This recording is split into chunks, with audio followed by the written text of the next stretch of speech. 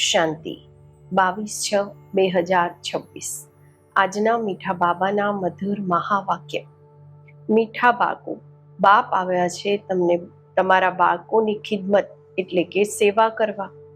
તમે પણ બાપ સમાન બની બધાની ખિદમત એટલે કે સેવા કરો છો. પ્રશ્ન છે, બ્રહ્મા બાપનું કયો એક વિચાર ચાલે છે જેના પર શિવ બાબા કહે છે વેટ એન્ડ સી, ચિંતા નહીં કરો, રાહ જુઓ? ઉત્તર છે, બાબાનો વિચાર ચાલે છે સમય ખૂબ નાજુક થતો જાય છે. બાળકોને અવિનાશી જ્ઞાન રત્નો લેવા બાપની પાસે આવવાનું જ છે. આટલા અનેક બાળકો ક્યાં આવીને રહેશે?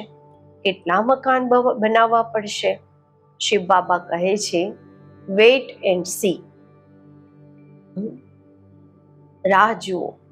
કલ્પ પહેલા જેવી રીતે આવીને રહ્યા હતા એવી જ રીતે રહેશે. તમે ફિકર નહીં કરો, તમે માત્ર ભણતા રહો.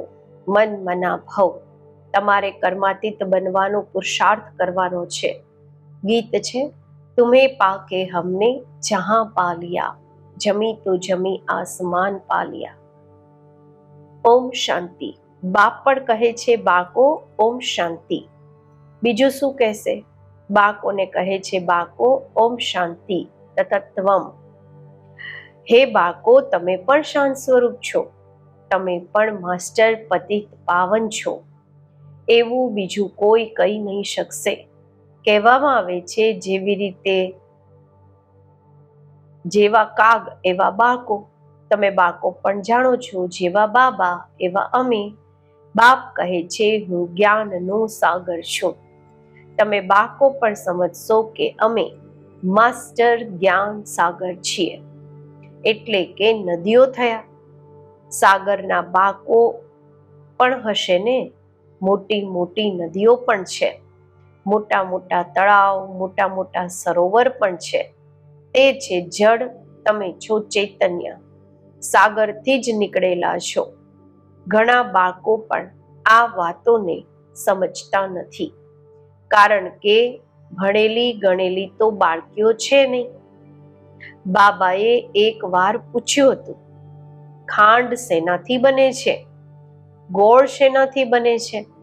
તો બોલ્યા, લાલ શેરડીથી ગોળ બને છે અને સફેદ શેરડીથી ખાંડ બને છે.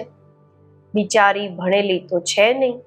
હવે તમને કેટલી મોટી વાતો સમજાવે છે. પાણીના સાગરથી પાણીની જ નદીઓ નીકળે છે. મનુષ્ય ખૂબ વધતા જાય છે તો પાણી પણ ખૂબ જોઈએ ને. કેટલા કેનાલ્સ, નહેરો વગેરે બનાવતા રહે છે. તો તમને બાળકોને ઉઠતા બેસતા ચાલતા ફરતા આ ખ્યાલ રાખવાનો છે કે અમે આ પતિત દુનિયાને પાવન બનાવીએ છીએ. ગીતમાં પણ કહે છે બાબા અમે તમારાથી વિશ્વની બાદશાહીનો વારસો લઈએ છીએ. આ અમારાથી કોઈ છીનવી નહીં શકશે. 21 જન્મ આ રાજાઈ કાયમ રહેશે. બેહદના બાપ આવીને બેહદનું રાજ્ય ભાગ્ય આપે છે. રાજ્ય ભાગ્ય ચલાવવાના લાયક બનાવે છે, પવિત્ર બનાવે છે. બોલાવે પણ છે, હે પતિત પાવન આવો. આ કોઈ શ્રી કૃષ્ણને નથી બોલાવતા, નિરાકાર ભગવાનને બોલાવે છે. જ્યારે કહે છે હે પતિત પાવન, તો શ્રી કૃષ્ણ બુદ્ધિમાં યાદ નથી આવતા, પરમાત્મા યાદ આવે છે. બાપ આવીને દરેક વાત સમજાવે છે. અત્યારે તમે બાળકો સામે બેઠા છો. આ કોઈ સાધુ સંત નથી. તમે જાણો છો નિરાકાર શિવ બાબા આ બ્રહ્મા તનમાં પ્રવેશ કરી અમને ભણાવે છે. ગાયન પણ છે પરમ પિતા પરમાત્મા બ્રહ્મા તન દ્વારા આદિ સનાતન દેવી દેવતા ધર્મની સ્થાપના કરે છે. વિનાશ સ્થાપનાની પછી જ થયો છે.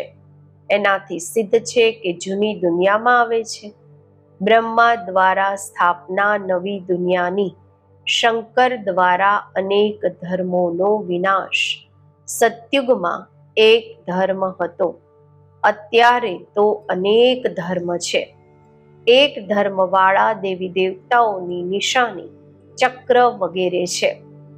આ લક્ષ્મી નારાયણને કહે જ છે વિશ્વના માલિક. સ્વર્ગના માલિક શું વિશ્વના માલિક થઈ ગયા? આ વાતો અત્યારે તમારા બાળકોની બુદ્ધિમાં છે. બાપ કહે છે બાળકો મનમના ભવ. આ બાળકોને વારંવાર સાવધાની મળે છે. બાપને અને વારસાને યાદ કરો. આ ભૂલો નહીં, બીજી પોઈન્ટ્સ ભૂલાઈ જાય છે. આ તો મુખ્ય છે ને. બાપ જ પતિત પાવન છે. આ યુક્તિ બતાવે છે પાવન થવાની. બાપ કહે છે તમે સતો પ્રધાન હતા, અત્યારે તમો પ્રધાન પતિત બની ગયા છો. 84 જન્મ પૂરા લીધા છે. હવે તમારે ફરી સતો પ્રધાન બનવાનું છે. સતો પ્રધાન બનો ત્યારે જ તમે ચાલી શકશો. પવિત્ર દુનિયામાં નિરાકારી દુનિયા પણ તો પવિત્ર છે, સાકારી દુનિયા પણ પવિત્ર છે. અપવિત્ર પતિત દુનિયા આ છે. આત્મા પણ તમો પ્રધાન તો શરીર પણ તમો પ્રધાન છે. આ તો સૃષ્ટિનું નાટક છે. આમાં બ્રહ્માંડ અને સૂક્ષ્મ વતન પણ આવી જાય છે. સૃષ્ટિનું ચક્ર અહીંયા ફરે છે. સત્યુગ ત્રેતા અહીંયા છે. આ કોઈ સૂક્ષ્મ વતન વા મૂળ વતનમાં નથી હોતા. આ અહીંયા જ છે. આને મનુષ્ય સૃષ્ટિ કહેવામાં આવે છે. એ છે આત્માઓની નિરાકારી દુનિયા. તે છે બ્રહ્મા વિષ્ણુ શંકરની આકારી દુનિયા. તે છે આત્માઓની નિરાકારી દુનિયા. આ સાકારી સૃષ્ટિ તો કેટલી મોટી છે. સતયુગમાં કેટલી નાની સૃષ્ટિ હશે. ત્યાં છે જ એક ધર્મ. બાકી મનુષ્ય જે કહે છે કે ત્યાં પણ દૈત્ય વગેરે રહે છે, અસુરો વગેરે રહે છે, આ બધું જૂઠું છે. બધાનો વિનાશ થશે. બાબા કહે છે તમે સમજો છો કે નવી દુનિયાની સ્થાપના, જૂની દુનિયાનો વિનાશ ગવાયેલું છે. બધાનો વિનાશ થશે અને સતયુગ હેવનની સ્થાપના થશે. તમે પણ બાપની સાથે ખિદમત કરી રહ્યા છો, સેવા કરી રહ્યા છો. બાપ પણ આવે જ છે બાળકોની સેવા કરવા. આ છે બેહદના બાપ. જુએ છે અમારા બાળકો ખૂબ દુઃખી છે તો જરૂર દયા આવશે ને. એ છે જ રહેમદિલ બાપ. અત્યારે તો આખી દુનિયામાં શાંતિ છે. એક બાપના સિવાય બીજું કોઈ શાંતિ આપી ન શકે. હઠયોગી પણ અનેક છે. આત્માના માટે કહી દે છે તે નિર્લેપ છે. મનુષ્યોને ઉલટી વાતો સંભળાવી દે છે. વાસ્તવમાં આત્માની સફાઈ જોઈએ. આત્મામાં જ મેલ પડ્યો છે, ખાદ પડી છે. બીજા કોઈને ખબર નથી. કહે પણ છે આ પાપ આત્મા છે, ખૂબ પાપ કરે છે. આ મહાત્મા છે, પુણ્યાત્મા છે. એવું નહીં કહેશે મહાન પરમાત્મા છે. સંન્યાસીઓના માટે કહેશે પવિત્ર આત્મા છે, કારણ કે સંન્યાસ કરેલો છે. હવે બાપ સમજાવે છે આત્માને પવિત્ર બનાવવા વાળા સિવાય એક પરમાત્મા બાપના બીજું કોઈ હોઈ નથી શકતું. પતિત દુનિયામાં પાવન આત્મા કોઈ હોઈ ન શકે. અત્યારે સેપલિંગ લાગે છે, ધીરે ધીરે વૃદ્ધિ થતી જશે. આ તો નાના નાના મઠ પંથ વગેરે ડાળીઓ છે. એમાં કોઈ મહેનત થોડી લાગે છે. અનેક પ્રકારના મંત્ર આપે છે, અલગ અલગ પ્રકારના મંત્ર આપે છે. એ પણ વશીકરણ મંત્ર છે. બાબાએ જે આપણને આપ્યો છે મન મના ભવ, એ મંત્ર પણ વશીકરણ મંત્ર છે, જેનાથી તમે 5 વિકારો ઉપર જીત મેળવો છો. રામ રામનો મંત્ર જપે છે, એનાથી ફાયદો તો કંઈ પણ નથી. અહીંયા તો બાપ કહે છે મને યાદ કરો તો તમારા પાપ નાશ થઈ જશે, તમે પવિત્ર આત્મા બની જશો. યાદને જ યોગ કહે છે. ભારતનો પ્રાચીન યોગ ખૂબ પ્રખ્યાત છે. આ યોગથી જ તમે વિશ્વ પર વિજય મેળવો છો. ભારતનો રાજયોગ ખૂબ નામી ગ્રામી છે. આ બાપના સિવાય બીજું કોઈ શીખવી ન શકે. તમે છો બ્રહ્મા કુમાર કુમારીઓ. બીકે તો અહીંયા જ હશે ને. પ્રજાપિતા બ્રહ્માના બાળકો તો જરૂર બ્રહ્માની સાથે જ હશે. બ્રાહ્મણ કુળ પણ જરૂર જોઈએ. આને કહેવામાં આવે છે સર્વોત્તમ, ઊંચેથી ઊંચા બ્રાહ્મણ કુળ. અત્યારે તમે બ્રાહ્મણ છો, પછી ઉથલ ખાશે. બાજોલી ગુલાટ રમે છે ને. શુદ્રથી બ્રાહ્મણ બન્યા છો, પછી દેવતા, ક્ષત્રિય, વૈશ્ય, શુદ્ર ગુલાટ લગાવે છે ને. તો અત્યારે બાપ સમજાવે છે, મીઠા મીઠા બાળકો, ખૂબ થોડી વાત છે. બાપની યાદમાં રહો. આ પણ તો બુદ્ધિમાં છે. બાબા અમને 84 જન્મોનું રહસ્ય બતાવતા રહે છે. 84 લાખ અથવા 84 જન્મોનો હિસાબ તો જોઈએ ને. કોઈને ખબર નથી. 84 લાખનો તો હિસાબ કોઈ બતાવી ન શકે. મનુષ્ય 84 જન્મોનું ચક્કર લગાવે છે. આત્માઓ ઉપરથી આવે છે પાર્ટ ભજવવાના માટે. સતયુગથી લઈને કલયુગ અંત સુધી આવતી જ રહે છે. દરેક પોતાનો પાર્ટ ભજવતા રહે છે. આ વાતોને મનુષ્ય માત્ર નથી જાણતા. એક બાપ જ જાણી શકે છે. મનુષ્યને ક્યારેય પરમ પિતા ગોડ ફાધર નહીં કહેવામાં આવતું. ગોડ ફાધર કહેવાથી પછી નિરાકાર શિવ તરફ બુદ્ધિ જાય છે. જીવાત્માના બાપ તો હશે ને. આત્મા એક શરીર છોડી બીજું લે છે. નિરાકાર બાપનું નામ શિવ છે. તમારું પણ એક જ નામ છે આત્મા. પછી શરીરના અલગ અલગ નામ પડે છે. પરમ પિતા પરમાત્મા પણ શરીરમાં આવીને જ્ઞાન સંભળાવે છે. શરીર વગર થોડી ન સંભળાવશે. તો બાપ સમજાવે છે કે આમને તો પોતાનું નામ છે. મારું શરીરનું કોઈ નામ નથી. ન હું પુનર્જન્મમાં આવું છું.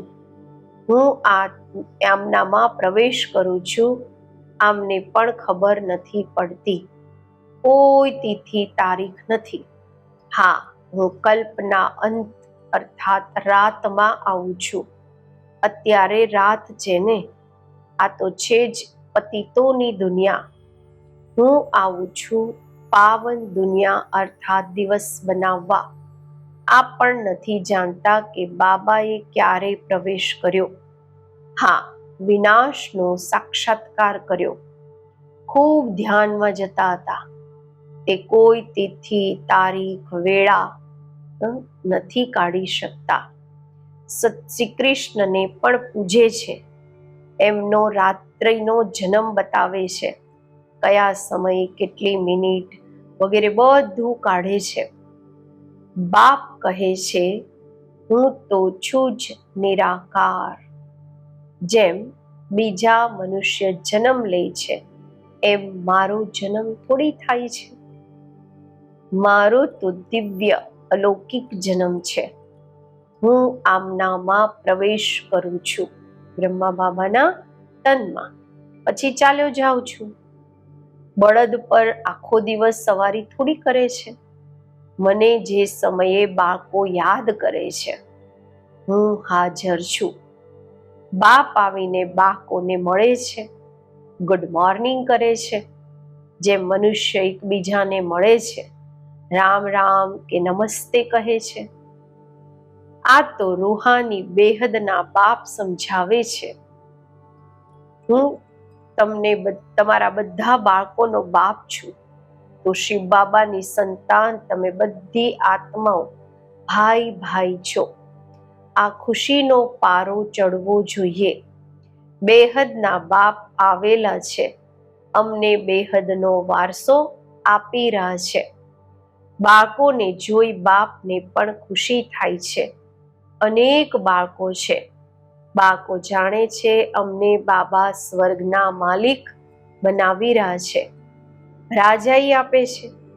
પ્રજા પણ તો કહેશે અમારું રાજ્ય છે. જેમ ભારતવાસી કહે છે આ અમારો ભારત દેશ છે, પ્રજા પણ તો કહેશે અમારું રાજ્ય છે. જેમ ભારતવાસી કહે છે આ અમારો ભારત દેશ છે, રાજા પ્રજા બંને કહે છે અમારો દેશ છે. તમે બાળકો નર્કવાસી છો, પછી સ્વર્ગવાસી બનશો. બાપને અને વારસાને યાદ કરવાના છે. બીજો કોઈ તકલીફ બાબા નથી આપતા. રહેવાનું પણ ગ્રહસ્થ વ્યવહારમાં છે. અહીંયા આવીને થોડી રહેવાનું છે. બધા અહીંયા ભાગીને આવે તો આટલા બધાને બાબા ક્યાં રાખી શકે છે? આટલા બધા અનેક બાળકો એક જ વાર કેવી રીતે ભેગા થઈ શકે છે? બધા સેન્ટર્સના બાળકો એક જ વાર ભેગા મળી નથી કેવી રીતે શકે છે? ક્યાં રોકાશે?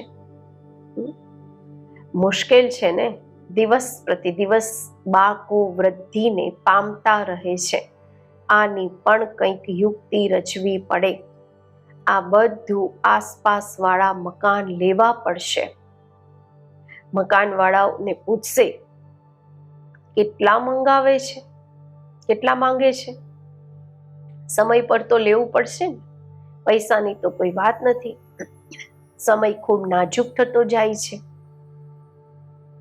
બાપ અને બાળકો બંને અવિનાશી છે. અવિનાશી ખજાનો બાળકોને આપે છે અને ઢેર બાળકોને આવવાનું હોય છે. બાબા વિચાર કરે છે કેટલા ઢેર ક્યાં આવીને રહેશે.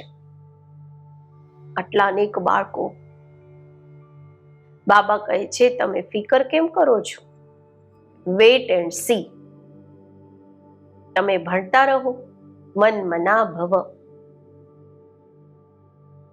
તમને બાળકોને આ ખ્યાલ રાખવાનો છે કે અત્યારે અમારે કર્માતીત અવસ્થામાં જવાનું છે, સતો પ્રધાન બનવાનું છે.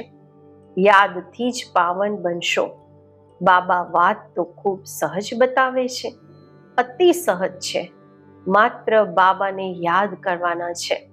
જો ગાયના બાળકોને જ્યારે માં યાદ આવે છે તો ચિલ્લાય છે, બૂમ પાડે છે ને, એ તો જાનવર છે. તમે બાળકોએ પણ તો બૂમો પાડીને આગળ ચાલીને ખૂબ બૂમો પાડશે, ખૂબ યાદ કરશે. તમે બાળકો તો ત્યારે જાણો છો કે બાબા આવેલા છે. વિનાશ તો થવાનો જ છે. નેચરલ કેલેમિટીઝ આવવાની છે, કુદરતી આપદાઓ પણ થશે. બધા આપસમાં લડતા ઝઘડતા રહે છે. કેટલો ખર્ચો કરી બોમ્બ્સ બનાવે છે. ખૂબ પૈસા જાય છે. ખર્ચો તો થાય છે ને. આટલો ખર્ચો ક્યાંથી લાવે? ડરે પણ છે મોતથી, છતાં પણ બોમ્બ્સ બનાવવાના બંધ તો નથી કરતા. બોમ્બ્સની લડાઈ ચાલશે. અત્યારે બનાવે જેવા છે જે બોમ્બ પડ્યા અને મનુષ્ય મરી જાય. એક બોમ્બ પડે અને મનુષ્ય મરી જાય. વસ્તુ બનાવવામાં પહેલા ટાઈમ લાગે છે. પહેલી બનાવે ત્યારે તો વાર લાગે છે, પછી તો મિનિટ મોટર તરત બની જાય છે. જલ્દી જલ્દી બનાવતા જાય છે. બોમ્બ્સ પણ કોઈ થોડા બનશે શું? તમે બાળકો જાણો છો આ જૂની સૃષ્ટિનો વિનાશ થવાનો છે. હવે બેહદના બાપથી વારસો લેવાનો છે. ગીતા છે તમારા ભારતવાસીઓનું દેવી દેવતા ધર્મનું શાસ્ત્ર. બાકી તો નાના નાના છે, એનું કોઈ ગાયન નથી. બ્રાહ્મણ ધર્મ છે સૌથી ઊંચો. બ્રાહ્મણોનું કામ છે કથા સંભળાવવી. તમે કહી શકો છો કે અમે બ્રહ્મા કુમાર કુમારીઓ છીએ, બ્રહ્માના બાળકો. અમને દાદાથી વારસો મળી રહ્યો છે. અચ્છા, મીઠા મીઠા સિકિલધા બાળકો પ્રત્યે માતા પિતા બાપ દાદાના યાદ પ્યાર અને ગુડ મોર્નિંગ. રૂહાની બાપના રૂહાની બાળકોને નમસ્તે. આપણે રૂહાની બાળકોના રૂહાની બાપને નમસ્તે. ધારણા માટે મુખ્ય સાર. પહેલું છે, ડ્રામાના દરેક રહસ્યને જાણવા છતાં કોઈ પણ વાતની ચિંતા નથી કરવાની. ભણવાનું ભણતા રહેવાનું છે. મનમાં ભવ થઈને કર્માતીત બનવાનો ખ્યાલ રાખવાનો છે. સ્વયંને સતો પ્રધાન બનાવવાના છે. બીજું, અમે આત્માઓ શિવ બાબાની સંતાન, આપસમાં ભાઈ ભાઈ છીએ. શિવ બાબાથી વારસો લઈ રહ્યા છીએ. આ ખુશીમાં રહેવાનું છે. આજનું વરદાન, અંતર સ્વરૂપમાં સ્થિત રહી પોતાના કે બાપના ગુપ્ત રૂપને પ્રત્યક્ષ કરવા વાળા સાચા સ્નેહી ભવ. જે બાળકો સદા અંતરની સ્થિતિમાં અથવા અંતર સ્વરૂપમાં સ્થિત રહી અંતર્મુખી રહે છે, તે ક્યારેય પણ કોઈ પણ વાતમાં લિપ્ત નથી થઈ શકતા, પ્રભાવિત નથી થઈ શકતા. જૂની દુનિયા, સંબંધ, સંપત્તિ, પદાર્થ જે અલ્પકાળ અને દેખાવા માત્ર છે, એમનાથી ધોખો નથી ખાઈ શકતા. અંતર સ્વરૂપની સ્થિતિમાં રહેવાથી સ્વયંના શક્તિ સ્વરૂપ જે ગુપ્ત છે તે પ્રત્યક્ષ થઈ જાય છે અને આ સ્વરૂપથી બાપની પ્રત્યક્ષતા થાય છે. તો એવા શ્રેષ્ઠ કર્તવ્ય કરવા વાળા જ સાચા સ્નેહી છે. સ્લોગન છે, નિશ્ચય અને જન્મસિદ્ધ અધિકારની શાનમાં રહો તો પરેશાન નહીં થશો. અવ્યક્ત ઇશારા, સદા હર્ષિત રહેવા માટે પોતાની નેચરને સરળ બનાવો. સહનશીલ બનો. સ્વચ્છતા પણ સરળતાની નિશાની છે. જેટલી સરળતા એટલી સ્વચ્છતા હશે, એટલે બધાને પોતાના તરફ આકર્ષિત કરશે. સચ્ચાઈ અને સફાઈ પણ ત્યારે હશે જ્યારે પોતાના સ્વભાવને સરળ બનાવશે. સરળ સ્વભાવવાળા બહુરૂપી પણ બની શકે છે. એવા સરળ સ્વભાવી સદા હર્ષિત રહે અને સર્વને આકર્ષિત કરે છે. ઓમ શાંતિ.